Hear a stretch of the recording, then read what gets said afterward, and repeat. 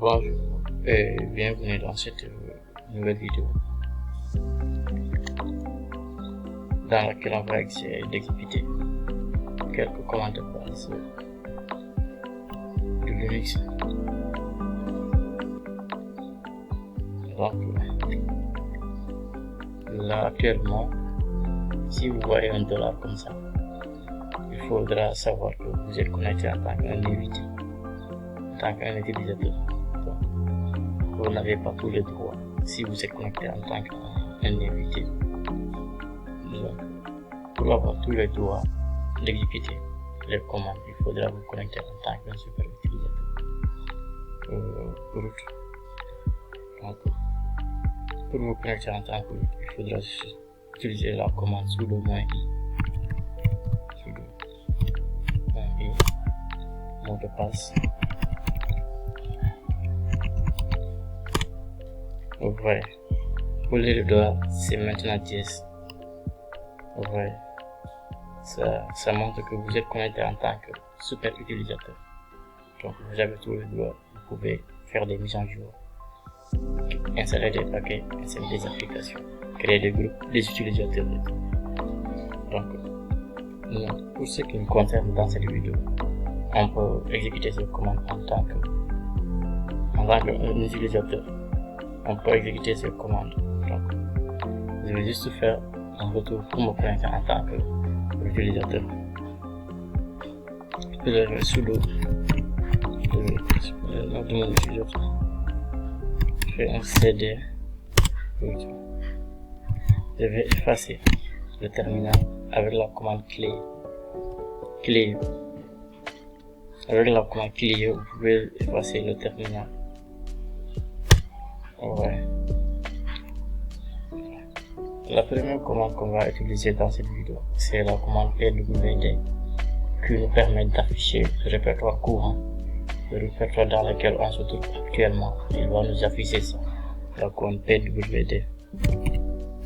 Vous voyez. Entrez. Vous voyez, actuellement on se trouve dans /home/download. Il nous a affiché la commande, elle nous a affiché le répertoire dans lequel on se trouve actuellement. C'est ça le rôle de la commande pwd. La deuxième commande qu'on va utiliser, c'est la commande ls qui permet de lister le contenu d'un répertoire. Par exemple, si vous voulez savoir quels sont les répertoires, quels sont les fichiers qui se trouvent dans un répertoire, il suffit juste d'entrer dans le répertoire et faire un ls. Vous allez voir tout ce que vous voulez. Vous allez voir le contenu de ce répertoire. Donc, le répertoire dans lequel on se trouve actuellement, on va essayer de lister ce contenu-là. Donc, on va faire un ls. Vous voyez, actuellement, dans le répertoire où on se trouve, il y a bureau, il y a DAO, dev, et tous ces répertoires se trouvent là-bas. Il y a des fichiers comme test.txt, c'est un fichier. Voilà. Donc, par exemple, si je voudrais lister le contenu de ce répertoire bureau, il suffit juste de se déplacer dans ce répertoire dans le bureau. Pour se déplacer dans le bureau, il faudra juste utiliser la commande cd, lister le répertoire que vous voulez. Allez, bureau. Vous voyez, actuellement, je suis dans le répertoire bureau. Je vais lister le contenu de ce répertoire. ls. Vous voyez. Dans le répertoire bureau se trouve test. Il se trouve également le fichier test.txt, tp6. Voilà. Pour retourner un pas en arrière, sur la commande cd pour retourner un pas en arrière. Voilà. La deuxième commande qu'on va utiliser, c'est la commande mkdir. On va utiliser d'abord la commande ls-l. La commande ls-l qui nous permet d'afficher le contenu du répertoire de manière détaillée. Il va nous montrer tous les détails. Voilà. Il va afficher le répertoire d'un contenu de manière détaillée. Ça sera un peu différent le résultat du commande ls-l est un peu différent du résultat du commande ls. car ls ne peut pas afficher les détails du contenu d'un répertoire. Mais avec ls.l, il va afficher le contenu et tous les détails, voilà, les détails, le droit, la date de création d'un répertoire et tout. Donc, voilà. Donc, on va utiliser la commande ls-l. Vous voyez comment il a affiché le contenu du répertoire. Il nous a affiché les droits. Il nous a également montré le répertoire. Si vous voyez des D devant comme ça, cela signifie que c'est un répertoire, c'est un dossier. Mais si c'est un tiret comme ça, cela signifie que c'est un fichier. Ouais, c'est un fichier. Vous voyez comment il a affiché le répertoire. Vous voyez la date de création et l'heure. Vous voyez comment il a affiché. C'est un peu différent. Les résultats des deux commandes sont un peu différents, quoi. ls nous affiche les résultats de manière détaillée, alors que ls.l nous affiche les résultats de manière détaillée, alors que ls ne peut pas faire ça. Pour avoir un peu d'espace, je vais effacer le terminal.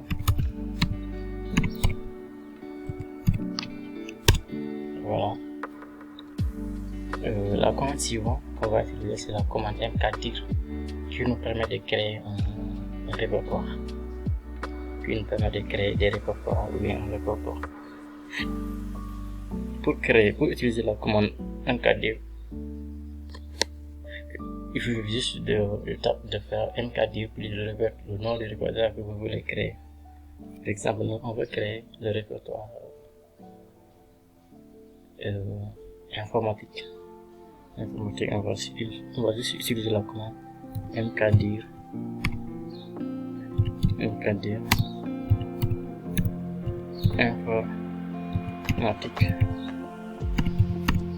Voilà, comme ça. Voilà, le répertoire est créé. Pour vérifier si c'est bien créé, il suffit juste d'utiliser la commande ls, comme on l'a fait. ls, vous voyez, informatique est là. Vous voyez, un peu créé. Pour savoir la date de création et l'heure, donc il suffit juste d'utiliser la commande ls-l comme ce qu'on a fait tout de suite. Il va nous afficher de manière détaillée tout ça. Vous voyez, la commande mkdir permet de créer un répertoire. Voilà. Il y a également la commande mkdir plus l'option -t qui nous permet de créer des répertoires dans un répertoire. Par exemple, nous on veut créer un répertoire digital, et dans digital on a besoin de créer d'autres répertoires dans une même ligne de commande. Donc il suffit juste de faire la commande mkdir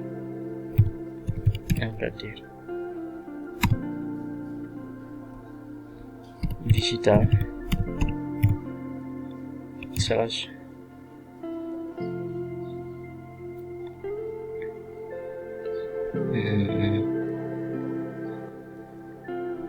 digital 2, on va prendre digital 2,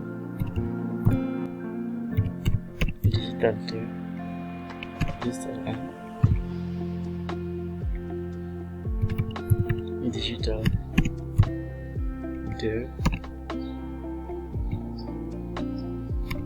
digital 3. Vous voyez, si vous utilisez cette commande comme ça, ça va créer le répertoire digital.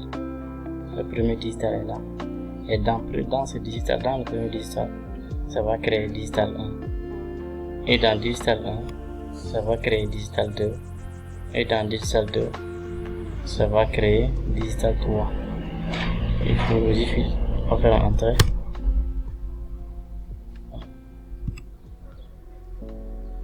Impossible de créer le répertoire. fichier ou dossier de ce nom. Donc il y a un de ce nom. Impossible de créer un répertoire digital. Je vais faire un ls, il y a un répertoire de ce nom, un fichier de ce nom.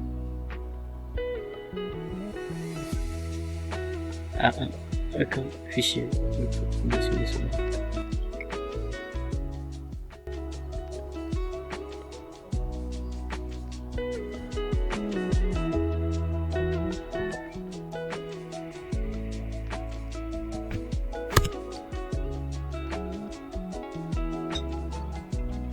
Clear.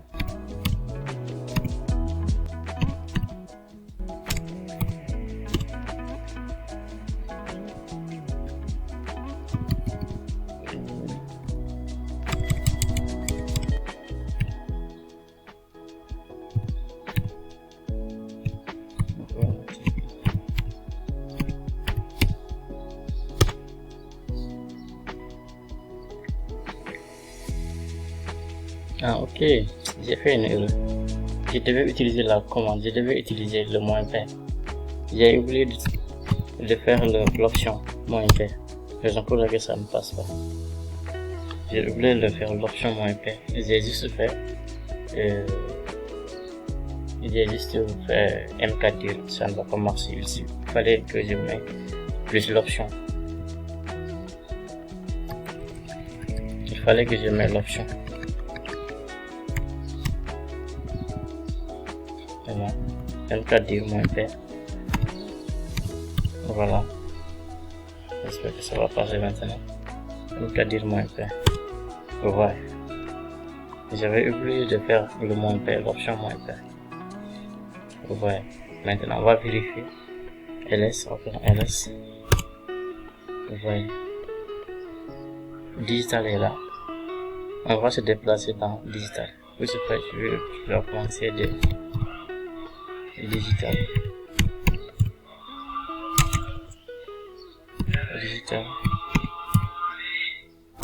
Voilà, ls, on va faire ls. Voilà, dans digital on se trouve digital. Vous voyez bien. Quand je me suis déplacé dans le répertoire digital et j'ai fait la commande ls, ça m'a montré digital 1. Donc c'est vrai, on avait créé dans digital 1. Ouais. On va se déplacer également dans digital 1 pour vérifier le contenu de digital 1. C'est de digital. Ouais, ls.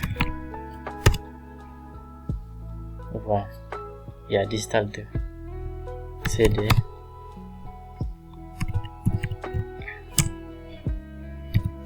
Digital 2. Voilà. ls. ls. Ouais. Il y a digital 3. cd. Digital 3. Si on fait un ls pour digital 3, on ne verra rien parce qu'on n'a pas fait et tout. Ouais. C'est ça l'importance de la commande mkdir plus l'option -p. Donc ce qu'on va faire maintenant, on va essayer d'utiliser la commande cd pour vous montrer comment faire les déplacements. Donc par exemple, je suis là et je veux me déplacer pour venir jusqu'au répertoire. Je vais sortir, je vais retourner jusqu'à là actuellement. Donc il suffit juste d'utiliser la commande cd. On peut le faire par un pas en arrière, comme on peut le faire dans les mêmes lignes de commande. Donc cd encore. Vous voyez, je suis en train de retourner un peu en arrière. cd vous voyez, cd, vous voyez, en arrière jusqu'à la fin. Maintenant je suis actuellement ici et je veux aller directement dans le répertoire digital 3 en une même ligne de commande.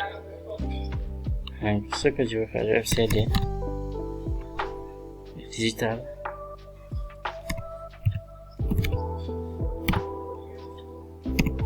Digital.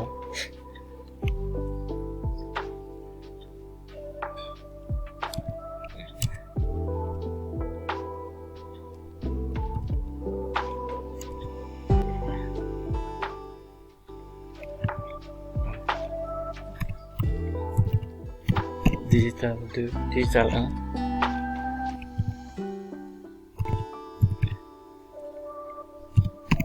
Digital 2, slash digital 2, digital 3. Voilà. Quand j'exécute cette commande, ça va m'envoyer directement dans le répertoire digital 3.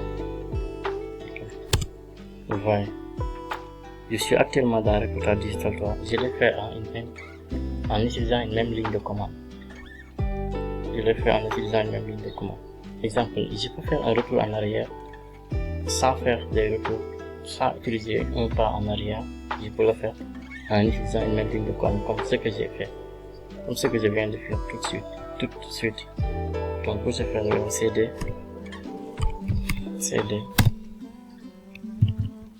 ouais, 2 points, 2 points. Maintenant, je vais voilà, il y a combien de photos? Je suis dans le seul. 2, 3. Voilà. Slash.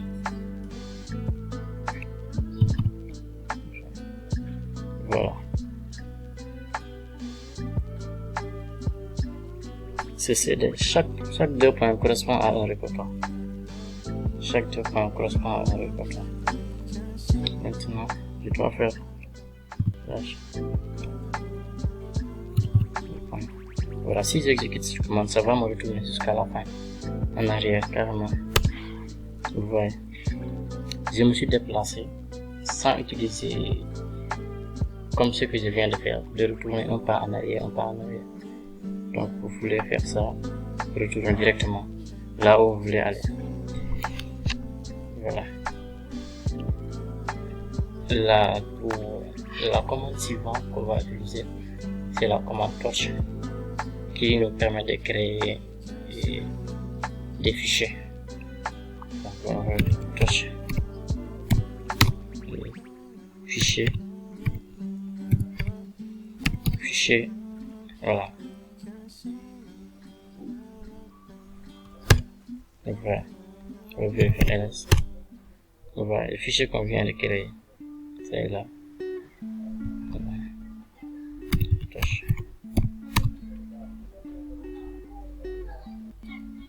Test2.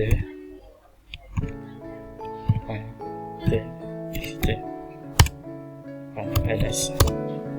Ouais, test2 qu'on vient de créer, c'est là. La commande torch permet de créer des fichiers. La commande suivante, c'est la commande cp. Voilà, c'est la commande cp qui nous permet de copier des éléments. Par exemple, si moi je voudrais copier ce fichier ou bien test.txt dans bureau, il suffit juste d'utiliser la commande. Donc je vais utiliser la commande pour copier cp fichier, voilà. Il faudra utiliser cp plus ce que vous voulez copier, si c'est un répertoire ou bien c'est un fichier que vous voulez copier, plus là où vous voulez copier l'élément.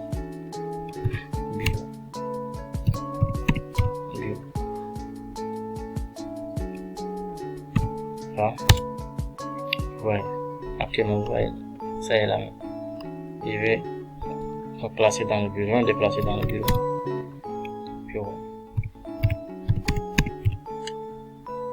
Upload, voilà, ls. Voilà, c'est là, fichier. est là. Voilà. La commande suivante qu'on va utiliser, c'est la commande move. La commande move nous permet de faire deux choses. La première chose qu'il peut faire, il peut nous permettre de déplacer des éléments et également de renommer des répertoires. La commande move nous permet de déplacer un répertoire ou bien un fichier vers un répertoire. Par exemple, je vais faire un ls. Par exemple ici, nous on va déplacer le répertoire informatique dans bureau. Vous voyez, on va déplacer le répertoire informatique dans bureau. Ce que vous pouvez juste la commande move plus le répertoire à déplacer.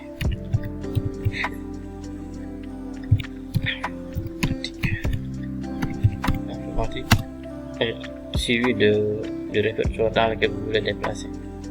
Bureau. Vous voyez. Donc ce que je vais vérifier bureau, CD bureau.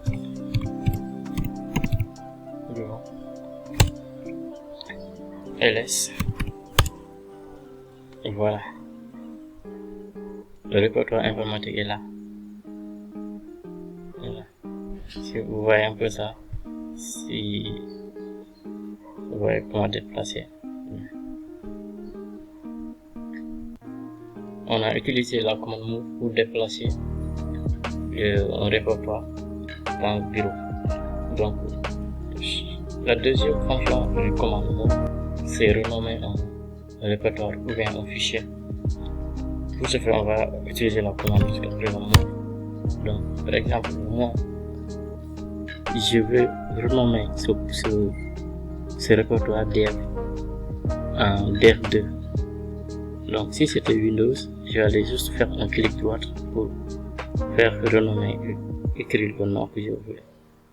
Donc, avec Linux, c'est un peu impossible. Il suffit juste d'utiliser deux commandes pour arriver à ça.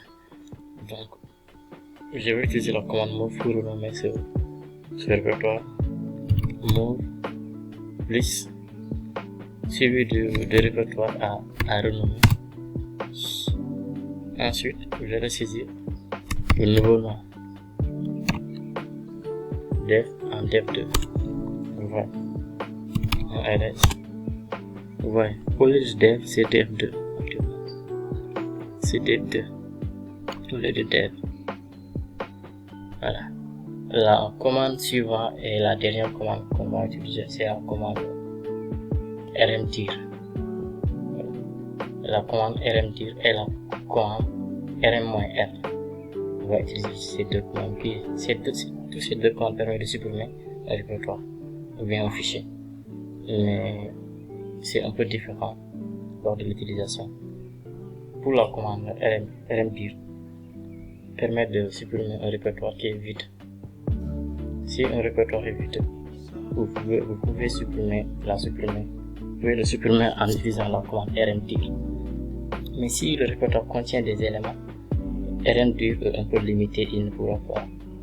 La commande rmdir, elle est un peu limitée, elle ne pourra pas supprimer ce répertoire car il contient quelque chose.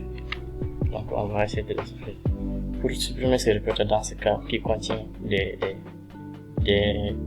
fichiers ou bien d'autres répertoires, il suffit juste d'utiliser la commande rm-r qui va forcer à supprimer la commande, les fichiers, le répertoire et ses contenus.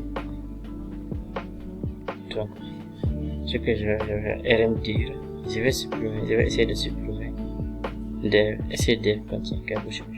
Je pense pas. Je vais supprimer dev rmdir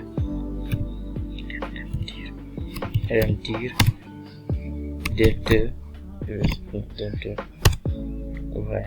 Parfait. Allez, si vous allez voir que dev2 ne sera plus là. Vous voyez, dev2 est parti. Il est déjà supprimé. Je vais également supprimer rmdir. Villa je vais le supprimer, vu là n'est pas un dossier vide. Ok, j'ai compté valider que vu là n'est pas un dossier vide. Donc c'est ça ce que je voudrais dire ici. Pour supprimer ce répertoire vu là, je dois forcément utiliser la commande R. Voilà, je vais vérifier est-ce qu'il y a quelque CD là. Ah ok, il y a TP2 dedans, c'est ça. Je n'avais pas remarqué ça. CD. Ouais. Si je veux supprimer ce répertoire V là, alors qu'il contient quelque chose, qui contient TP2, donc je serai obligé d'utiliser la commande rm-r, mais pas la commande rmdir. La commande rmdir, elle ne pourra pas supprimer ce répertoire. rm-r. Voilà, là. Elle va supprimer. Ouais. Le répertoire là a été supprimé complètement par la commande rm-r. Ouais, c'est ça la différence entre ces deux commandes. Voilà. Et quoi, c'est ce que j'avais prévu de faire aujourd'hui. Il y a quelques commandes encore. Ok, on va s'arrêter là. La prochaine fois, on va essayer de parler de chemin de l'absolu et du chemin relatif. Ok. Merci beaucoup, à la prochaine.